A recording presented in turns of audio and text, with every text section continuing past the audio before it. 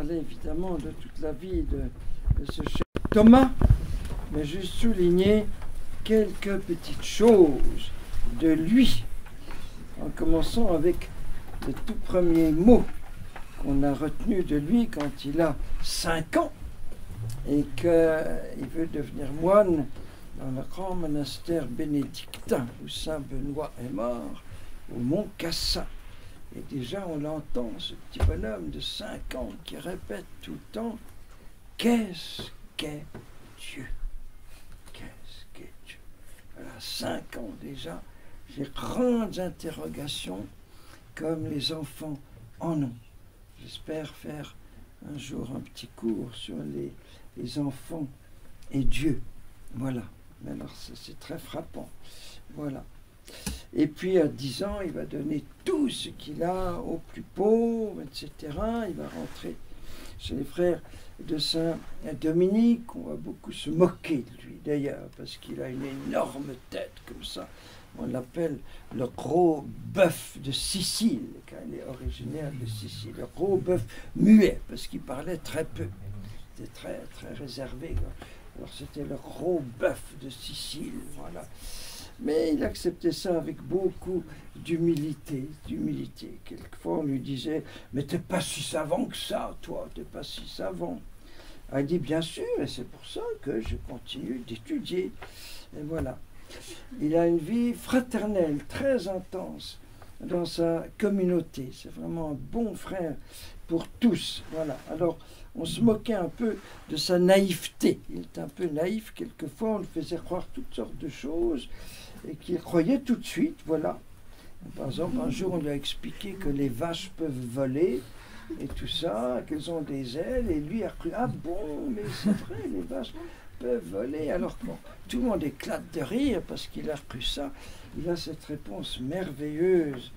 Je préfère croire qu'une vache peut voler plutôt que croire que mes frères puissent me tromper. Voilà, ça c'est une phrase historique de ce cher frère Thomas. Voilà. Et ce qu'il y a de très impressionnant chez lui, c'est que c'est vraiment un théologien qui est tout entier priant, qui est avant tout un adorateur. Et un adorateur de l'Eucharistie. C'est un passionné du mystère du corps et du sang du Seigneur. C'est d'ailleurs lui qui va écrire tous les textes de la messe, les hymnes de l'office divin, de la fête Dieu, de la fête spécifique de l'Eucharistie qui commence tout juste à se répandre dans l'Église. Et il y a ces grandes hymnes qu'on chante encore aujourd'hui, comme la Dorothée, dévotée, tout ça. C'est lui, je ne pense pas qu'il en a écrit les mélodies, mais qu'il a écrit les paroles admirables. Voilà, admirables, nous verrons ça pour cette fête-là. Voilà.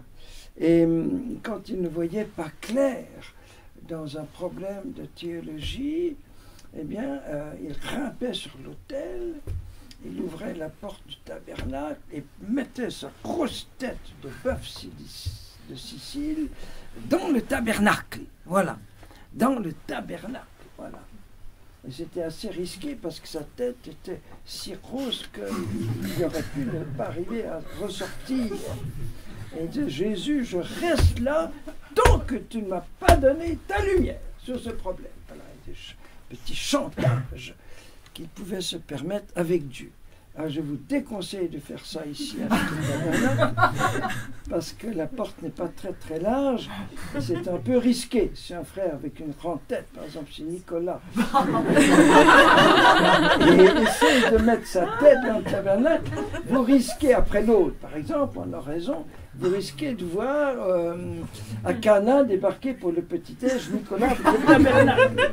Voilà, c'est très dangereux. Donc je vous déconseille cette chose-là. Mais n'empêche que vous pouvez adorer sans mettre votre tête dans le tabernacle, forcément. Voilà, donc c'est l'homme par excellence de l'Eucharistie. C'est vraiment le type du théologien à genoux, du théologien contemplatif, comme Moïse devant le buisson ardent, comme il est marqué dans notre petit livre de vie, dont vous avez lu un extrait à à l'exultète. Et il est le père, j'oserais dire, de tous ces théologiens qui sont avant tout des hommes de prière et d'adoration. Je voudrais vous dire un mot de mon maître en théologie, qui est un grand disciple de Thomas d'Aquin, un certain cardinal Charles Journet, un grand ami de Jacques et Raïssa Maritain, mon cher Jacques. Voilà. Et est-ce que j'en ai parlé pendant la retraite d'ouverture cette année? Est-ce que j'ai raconté mon plus beau cours de théologie? J'ai déjà raconté cette année. Voilà. Et bien ça c'est tout à fait Thomas d'Aquin. Voilà. Ces larmes d'amour qui viennent rien qu'en pensant au mystère de la Trinité. Il éclate en sanglots, ne peut plus continuer son cours. Ça c'est Thomas, tout à fait. J'ai connu un vrai Thomas d'Aquin pour notre temps. Et ce que je n'ai pas raconté, c'est que ce grand théologien Journet, que le pape Paul VI consultait souvent au téléphone et tout ça, eh bien, sa caractéristique, c'était l'humilité. L'humilité. Il n'a jamais pu étudier la théologie après son séminaire. Il rêvait d'aller à Rome, dans une université de Rome, dans un Pala Angelicum, qui est celle des dominicains, justement, parce que son évêque ne lui a jamais permis. Donc il n'a jamais fait une thèse, il n'a jamais vu un docteur en théologie, et à cause de ça, il n'a jamais pu enseigner dans l'université de sa propre ville de Fribourg. Il est resté un an professeur du séminaire pendant 30 ans, et maintenant il est reconnu comme un des plus grands théologiens contemporains. Voyez? Voilà, parce que Jésus aime les théologiens au cœur d'enfant, comme Thomas. Il y avait une caricature américaine assez amusante où on voyait sur une colline des théologiens en clergyman très sérieux et tout ça, bardés de diplômes et tout ça, et qui cherchent et qui disent « Mais où est Jésus? On ne voit pas Jésus. Où est Jésus ?» Puis alors Jésus, lui, il est caché il est comme dans une grotte sous la montagne, en train de jouer avec des petits-enfants. Alors eux ne le trouvent pas, parce qu'ils ne jouent pas comme des petits-enfants. Voilà. Et Cardinal Journet avait vraiment un cœur de petit enfant, c'est pour ça qu'il allait chaque semaine, il faisait aller-retour 5 heures de train chaque samedi pour aller parler à des petits-enfants. Et il me disait, si je ne peux pas expliquer à un enfant l'essentiel des mystères de Dieu, c'est que je ne suis pas un vrai théologien. Je ne suis pas un bon théologien. Voilà. Voilà. Un théologien au cœur d'enfant. Et il a une parole extraordinaire qui est aussi dans notre livre de vie, qui est très belle. L'inquiétude du théologien sera toujours de savoir jusqu'à quel point, en présence d'une vérité révélée, il a un autre droit que de se laisser brûler d'amour pour elle. Voilà. Il faut que la lumière engendre le feu. Il faut que la lumière de la vérité, splendor veritatis, la splendeur de la vérité, entraîne le feu de l'amour. Voilà. Si on n'est pas amoureux de Jésus, on n'est pas théologien. Si on n'a pas un cœur d'enfant, on n'est pas théologien. Si on n'adore pas le Seigneur, on n'est pas théologien. On est peut-être un intellectuel très brillant qui peut écrire des livres, voilà. Mais on est complètement desséché. Il y a une autre phrase aussi, je crois, de lui que j'ai citée. Voilà. Non, c'est un moine du désert d'Égypte, mais qui dit bien ça. La poitrine de Jésus, c'est la science de Dieu. Qui repose sur la poitrine de Jésus, comme saint Jean, lui sera théologien. comme dans une source intarissable, Jean y a puisé les secrets du sein du Père. Béni sois-tu, Seigneur, qui révèle tes mystères aux tout petits. Voilà.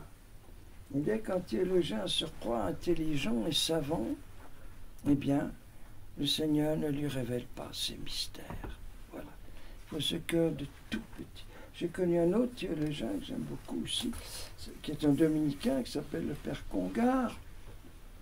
Et je lui ai demandé de faire la préface de mon livre « Ton enfant, il crie la vérité », dont on a lu quelques pages à Noël. Vous vous rappelez, je prenais là-dedans ces mots bouleversants d'enfants qui disent à 4, 5, 6, 7 ans ce que saint Augustin, ce que Jean Chrysostome, Grégoire de Nice, Thomas d'Aquin avaient déjà dit. Tout à coup, tu entends ça sur les lèvres d'un petit bonhomme, d'une petite bonne femme de 5 ans. Alors il m'a fait la préface, effectivement.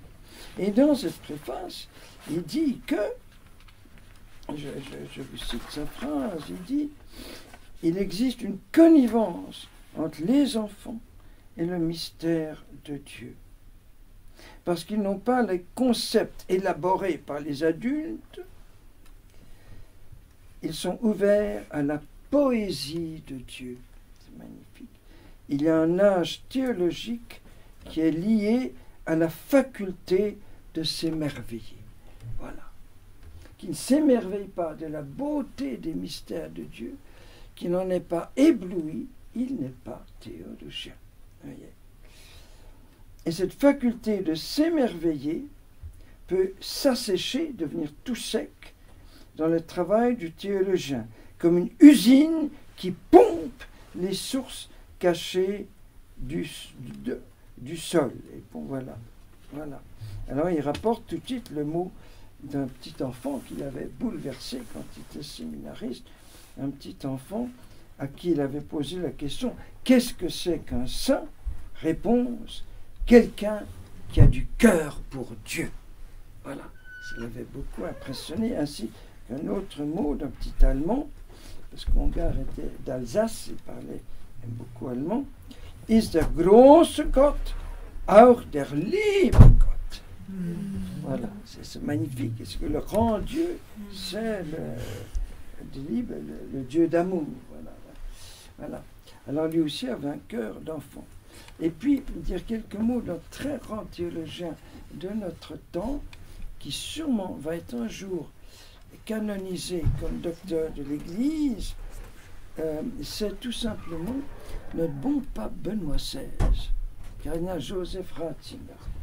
C'est une lumière, une étoile de première grandeur dans le ciel de la théologie aujourd'hui. Voilà. Étant dit tout grand, comme ce Suisse de Hans Urs von Balthasar, aussi des grandes étoiles théologiques de notre temps, qui a beaucoup influencé ce cher Ratzinger Joseph. Voilà, ce cher Joseph. Et Joseph est un de ces théologiens au cœur d'enfant. Son grand ami, le cardinal Meissner de Köln, a dit de lui, il a l'intelligence de 12 professeurs d'université cumulés. Il cumule 12 intelligences de profs d'unif, c'est déjà pas mal. Mais avec un cœur de petit garçon à sa première communion. Voilà. Et ça, c'est quelqu'un qui le connaît très, très bien. Pas pour rien qu'il a toujours été bouleversé par le mystère de Noël. Et justement, je recevais aujourd'hui dans le courrier une citation de lui, curieusement, je suis tombé comme ça. « Dieu est si grand qu'il peut se faire tout petit. Dieu est si puissant qu'il peut se faire tout faible. Et venir à notre rencontre comme un enfant sans défense, afin que nous puissions l'aimer. » Voilà. Et vraiment, c'est les quelques 50 livres qu'il a écrits, presque 60, en plus de tous ces textes comme pape pendant 9 ans, 8 ans, je ne sais plus. C'est une mine extraordinaire. Il a le don d'harmoniser les contraire. Un jour, il y avait un synode à Rome sur l'Eucharistie. Puis il y avait toute une dispute avec les évêques, qui se disputaient bêtement sur une question théologique, sur la messe comme sacrifice, la messe comme repas, et ça se disputait, tout ça. Hop, Benoît prend la parole. D'habitude, le pape ne parle pas beaucoup durant les synodes. Là, il prend la parole. En un quart d'heure, tout le monde était réconcilié, ébloui par sa synthèse. On l'a appelé le Mozart de la théologie. Et Mozart disait que l'harmonie, c'est deux notes. Donne-moi deux notes qui s'aiment, disait Wolfgang Amadeus Mozart quand il était petit. Donne-moi deux notes qui s'aiment. Voilà. Et ça, c'est le génie de Benoît XVI. Voilà. En plus, c'est le médecin qui a fait le diagnostic le plus profond qui soit jusqu'à présent de tous les maladies spirituelles de notre Occident. Voilà, avec une justesse, une profondeur, mais éblouissant, et avec des mots tout simples. Le grand théologien, il sait mettre les plus grandes vérités ou les diagnostics les plus précis avec des mots tout simples que tout le monde comprend. Mais ça, c'est de l'ordre du génie. Ça va présenter de manière très très simple. Tout le monde comprend, même un enfant, les plus grands problèmes et questions. Voilà. Il faut rendre grâce à Dieu qu'il y ait des nouveaux Thomas d'Aquin, là je parle pour l'Occident, avec un Balthazar, avec un Benoît XVI. Voilà. Et bien ça veut dire que pour nous aussi, tout ce que nous recevons dans les cours, dans les enseignements, n'a qu'un seul but, nous faire tout simplement davantage aimer Jésus. Plus nous recevons de lumière, plus notre cœur doit brûler d'amour. Et que tous les cours nous conduisent vraiment à l'adoration des mystères de Dieu. Et aussi à la louange. C'est pour ça que l'exultète est prévu un peu exprès, mais ça c'est un peu perdu, pour rendre grâce de ce qui a été donné pendant le cours. Et très longtemps, mais cette année un peu moins, mais là il faut reprendre cette tradition, moi qui n'ai pas le bonheur d'assister à tous les cours, dès les premières louanges spontanées de l'exultète, je sais de quoi on a parlé le matin. C'était un petit écho, c'était comme le journal, pour moi, voilà. J'étais mis au courant, au parfum, comme on dit, de ce qui a été donné pendant le cours. Donc ça c'est très important. Rendre grâce pour les lumières qu'on a reçues. Voilà. Et enfin, un dernier aspect de la théologie, c'est l'évangélisation, l'annonce. Parce que tout ce que nous recevons, nous allons le redonner d'une autre manière, bien sûr, plus simple, plus bref, plus synthétique, etc. Mais nous allons donner l'essentiel de ce que nous avons reçu. Vous voyez. Les premiers traités théologiques, c'est les discours de Pierre et de Paul dans les Actes des Apôtres. C'était l'évangélisation. Voilà. Et donc la théologie doit aboutir à l'amour, à l'adoration, à la louange et à l'évangélisation. Et nous demandons cette grâce à Thomas. Voilà. Et puis aussi beaucoup le prier pour l'unité de l'Église, parce qu'il est mort en allant à ce concile de Florence qui voulait justement recoudre la robe déchirée de l'Église entre l'Orient et l'Occident. Ce concile de Florence qui a joué un tel rôle pour nos bien-aimés frères gréco-catholiques, justement, entre autres en Ukraine, à Kiev, n'est-ce pas? Voilà, l'accord de Brest-Litovsk, tout ça. Voilà, et Thomas d'Aquin est mort en allant, ou plutôt au concile de Lyon, c'était lié, et en disant, en mourant, tout ce que j'ai écrit, alors là, comme ça, tout ce que j'ai écrit, ce n'est que de la quoi? De la paille. C'est rien du tout. Voilà. Il a compris que Dieu est Dieu. Mais je rajouterais, c'est de la paille du berceau de Bethléem. La paille qui contient le petit enfant Jésus, ce petit enfant qui bouleversait le cœur de ce gros bœuf de Sicile. Amen.